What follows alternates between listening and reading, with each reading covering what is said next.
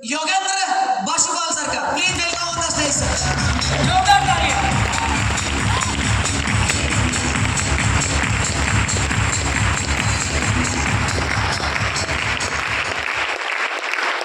Good morning director. Super, आपका ऊर्जा तो पहले जैसी ही रहा। इसका मतलब है कि आप कॉर्डिसेप्स लेते हैं ना? यस। बैठ जाइए प्लीज। जब हम इधर बहुत सारा जवान लोग हैं, लेकिन जो 40 के ऊपर हैं लोग, आप 10 और 20 के बीच में कैसे थे? कोई आपको कहना पड़ता था कि बाहर जाओ, भागो, खेलो, कूदो, कहना पड़ता था? आपका माँ और बाप क्या कहते थे? एक जगह में बैठ जा, है कि नहीं? एक जगह में बैठ नहीं सकते थे। लेकिन ऐसा चीज क्या होता है कि 40 के बाद लोग हमको बोलना पड़ता है उठो, बैठ, भागो, कूदो, और हमको मन करता है कि एक ही जगह में बैठने का। उसको हम क्या बोलते हैं? बुढ़ापा, एजिंग, है कि नहीं? लेकिन वो नेचुरल है क्या? वो प्राकृतिक है क्या? है नहीं। आप जंगल जाइए,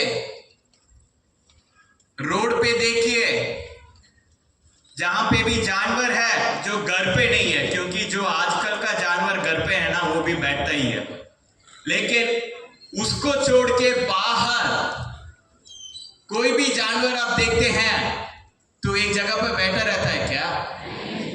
कूदता है, भागता है, मतलब एक्टिव रहता है। एक्टिव रहना हमारा प्राकृतिक स्वभाव है। जब हमको ही फोर्स करना पड़ता है कि भागो, जिम जाओ, एक्सरसाइज करो, कूदो, तब हम प्राकृतिक स्वभाव से बाहर आ चुके हैं। उसका कारण है जो भी अब रूपल जी का सेशन में आपको मिला होगा, मिला कि नहीं? टॉक्सिन्स और हार्मोन्स। तो जब हम मलेशिया से वापस मलेशिया लंकावी से कोलालमपुर जा रहे थे इस DSIP ट्रिप में, मेरे को एक चीज महसूस हुआ। जब प्लेन लैंड होता है ना, लैंड होने के बाद प्लेन का दरवाजा खोलने तक लगभग 10 मिनट लगता है।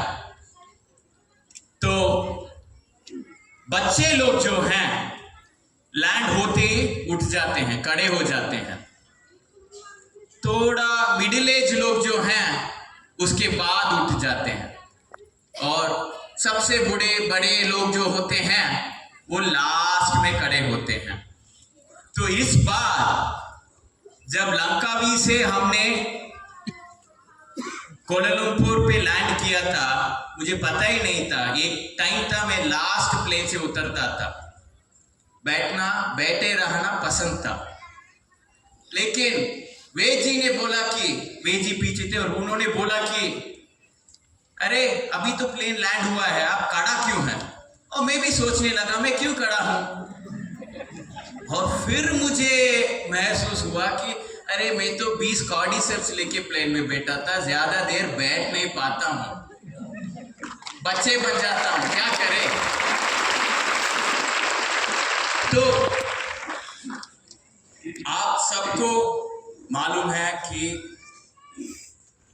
इंडिया में पहला डिस्ट्रीब्यूटर आईडी मेरे नाम पे है।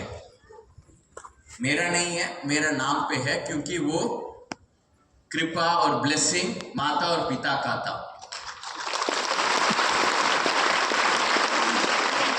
अभी 25 साल होने वाला है DXN इंडिया का।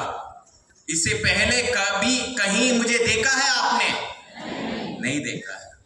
तो 25 साल बाद आया हूं, उसके लिए आपका अपलाइन होते हुए क्षमा मांगता हूं, लेट आ गया। लेकिन ये कहानी कहानी भी आपको सुनना पड़ेगा, क्यों लेट आया हूं, क्यों आज आया हूं, क्यों उस दिन नहीं आया हूं, और आज मैं आने के लिए इधर हूं, तो उसमें योगदान यहाँ का बहुत सारा यूथ लीडर्स और सीनियर लीडर्स हैं। उसमें एक कुंदन जी है, क्योंकि मैं कहानी बताता हूं, उसके कारण मुझे पता चला कि ये जो कंपनी है वो सच्चे कंपनी है, वो स्कैम नहीं है, वो स्कीम है। तो शुरू करते हैं। स्लाइड।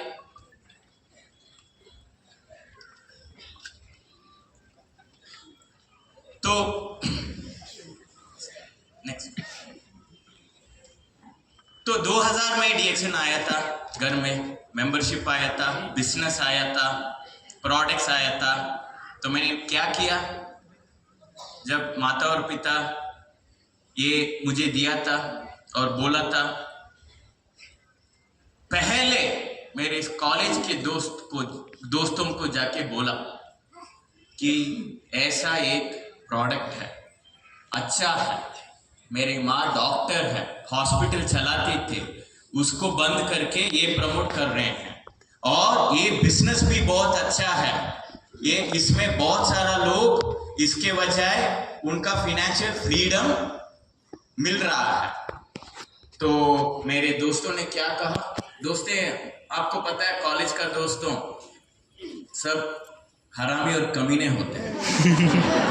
वही अच्छा दोस्त बनता है, वही सच्चा दोस्त बनता है, क्योंकि मुंह में जो चाहिए वो बोल देता है। वही से भी मेरे मुंह में भी बोला कि तेरे माँ को कुछ गलत हो गया, हॉस्पिटल को बंद करके ये रोड साइड में गाड़ी लेके, छोटा सा टेंट लेके ये दवाएं बेचते हैं ना, ऐसा तेरे माँ कर रहे हैं, पता नहीं। और वो बोल के छोड़ा नहीं, एक साल छेड़ा था, मतलब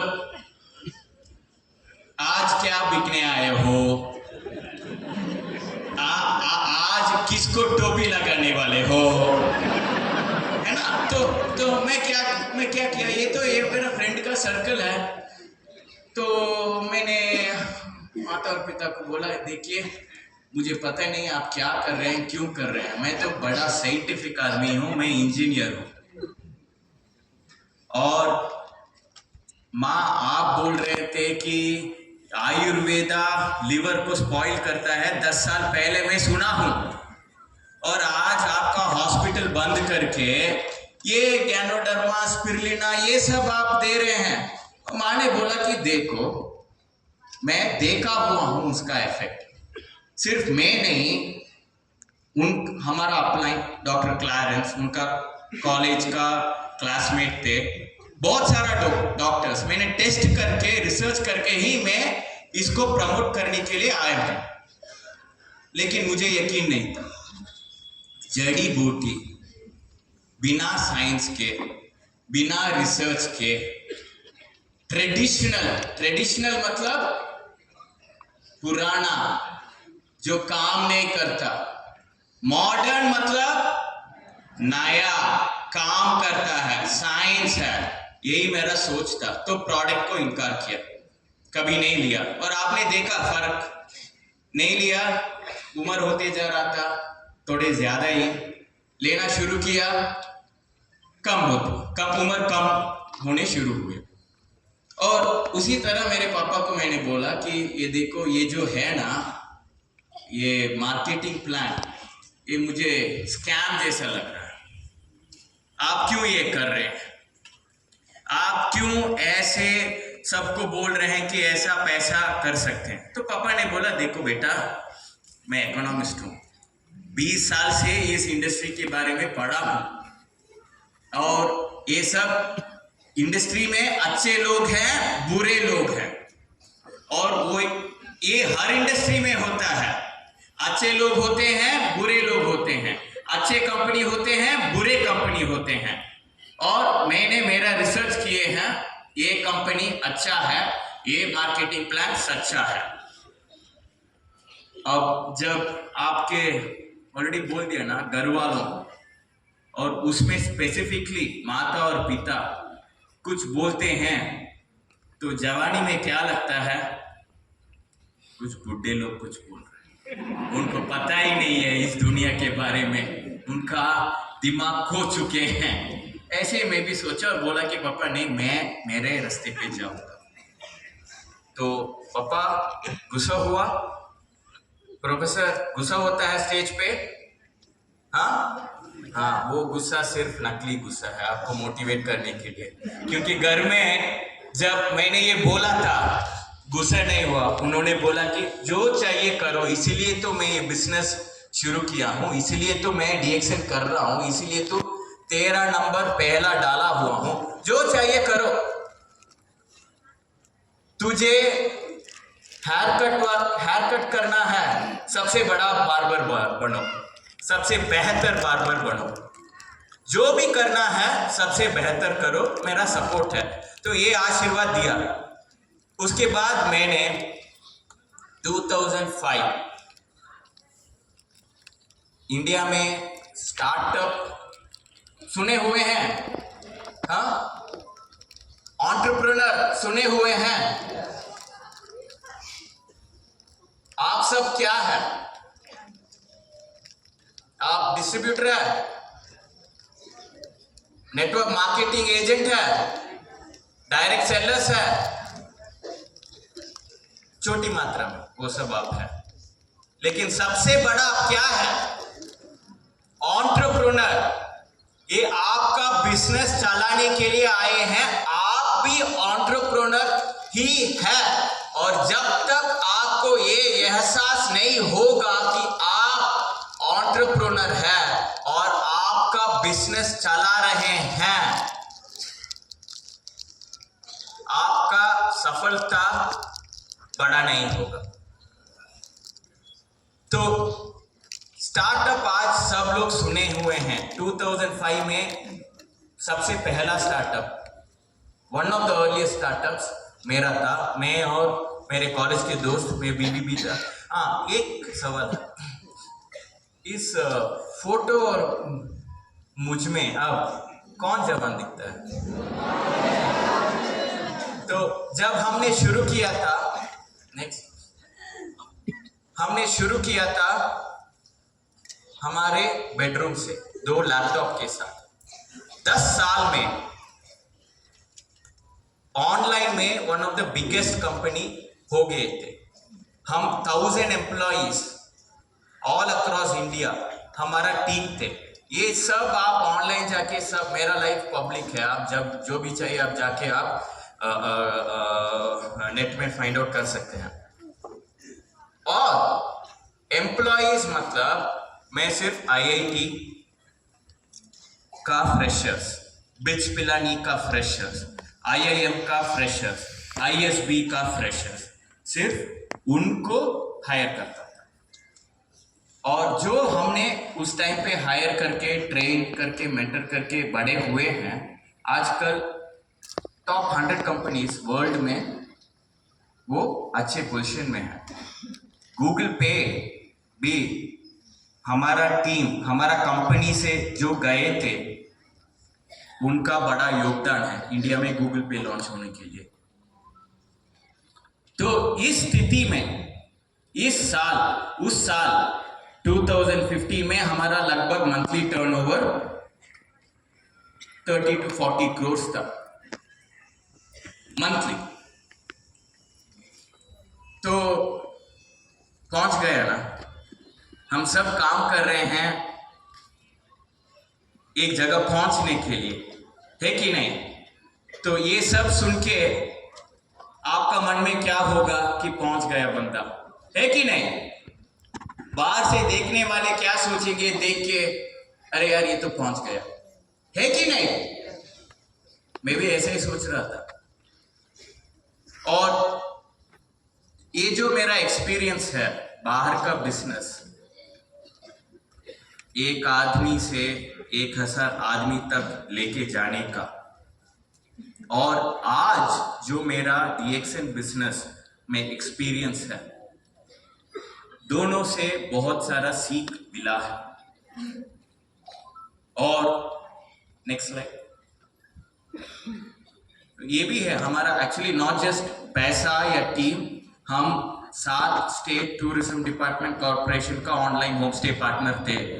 इधर हम एमपी गवर्नमेंट के साथ हम एमओयू साइन कर रहे हैं, तो ऐसा 6 और स्टेट गवर्नमेंट के साथ। नेक्स्ट। तो मैं इंजीनियर हूँ, तो जो भी चीज़ें हैं मुझे उसको तोड़ फोड़ करके, सिर्फ जो हाथ में मिलता है उस तरह चीज़ नहीं, आइडियाज़ भी तोड़ फोड़ करके उसका अलग अलग भाग निकालना मेरा स्वभाव है, मेरा नेचर है, मैं ऐसे ही करता हूँ। तो जब मैं दोनों एक्सपीरियंस से बिजनेस को देखा कि ट्रेडिशनल बिजनेस मतलब क्या, एक दुकान लगाना भी ट्रेडिशनल बिजनेस होता है। तो वही का एग्जाम्पल ले लेते हैं क्योंकि वो सबसे आसान होता है। आप फैक्ट्री भी लगा सकते हैं, आप ऑनलाइन में कुछ कर सकते हैं, आप होलसेलर बन सकते हैं, अब बहुत सारा तरीका है बिजनेस करने के लिए, लेकिन वो सब ट्रेडिशनल बिजनेस है। और हम दुकान का एग्जाम्पल ले लेते हैं। एक दुकान लगाने में इधर आपको कितना पैसा चाहिए? कितना? 5 लाख सही लगता है? 5 लाख। तो आप 5 लाख आपका कैपिटल इन्वेस्ट कर रहे हैं ना, तो ट्रेडिशनल बिजनेस में फिनेंशियल ओवरहेड बोलते हैं उसको, आपका पैसा डालना पड़ता है। एक छोटा सा दुकान खोलने के लिए 5 लाख वही मिनिमम है, उसे कम आप बिजनेस नहीं कर सकते हैं। और वो 5 लाख जो आप डाल रहे हैं उधार लेके डाल रहे हैं, ज्यादा से ज्यादा उधार लेके डालते हैं। तो हमारा बिजनेस में आपका फिनेंशियल ओवरहेड है। डीएक्सएन में आपको बिजनेस शुरू करने के लिए आपका फिनेंशियल ओवरहेड है या नहीं? है या नहीं? है नहीं। जब आप 5 लाख उधार लेके दुकान लगाते हैं और डीएक्सएन का डिस्ट्रीब्यूटर बनते हैं मुफ्त में, इधर उसके लिए भी चार्ज नहीं करते हैं, आपका इधर कोई फिनेंशियल ओवरहेड नहीं है। ये अच्छा बात है या बुरा बात है? अच्छा बात है या बुरा बात है? मेरे ख्याल से बुरा बात है। पता है क्यों? जब आप 5 लाख उधार लेके आपका दुकान लगाते हैं ना, आपका दुकान आप चलाते हैं क्योंकि बाहर से आग पड़ा हुआ है। महीने महीने आपको ब्याज भरना पड़ता है कि नहीं? अगर कोई सेल हो रहा है कि नहीं हो रहा है, आपका खर्चे खड़े हो जाते हैं। आपको पता है कि हर महीने इलेक्ट्रिसिटी ये वो सबका खर्चा भरना पड़ता है। तो आपका आग बाहर से लगा होता है और आप दौड़ते हैं मंजिल तक कि पैसा बनाना है। लेकिन हमारा डीएक्सएन में तो वो आग ही नहीं है। तो वो अच्छा बात है या बुरा बात है? अच्छा बात है, बुरा बात है? बाहर से आग नहीं है, वो अच्छा बात है, लेकिन बुरा बात भी तब बन जाता है जब आपको अंदर से आग आप लगा नहीं सकते हैं। हमारे बिजनेस में बाहर से आग कोई नहीं लगाता है। आपका कोई बैंक नहीं फोन करके पूछता है कि इस महीने का मेरा पेमेंट कर दो। आपको कोई वेंडर पूछ के फोन करके नहीं बोलता है कि मेरा पैसा दे दो। इलेक्ट्रिसिटी वाले नहीं, कोई नहीं पूछता है। तो आप किसके लिए? आपका आग बाहर से नहीं लगा हुआ है। वो मुंबई लोकल जैसा ना, जब आप खड़े हो जाते हैं, अंदर जाते हैं, खड़े हो जाते हैं, बाहर आ जाते हैं। बाहर ट्रेडिशनल बिजनेस में वो होता है क्योंकि आग कोई और लगाता है और आप दौड़ते हैं। इधर तो आग लगाने वाला कोई नहीं है, तो आप कैसे सफलता पाएंगे? आपका आग अंदर से लगा होना है और वो बहुत मुश्किल काम है। दिखने में आसान लगता है, मुश्किल है अंदर से आग लगा के और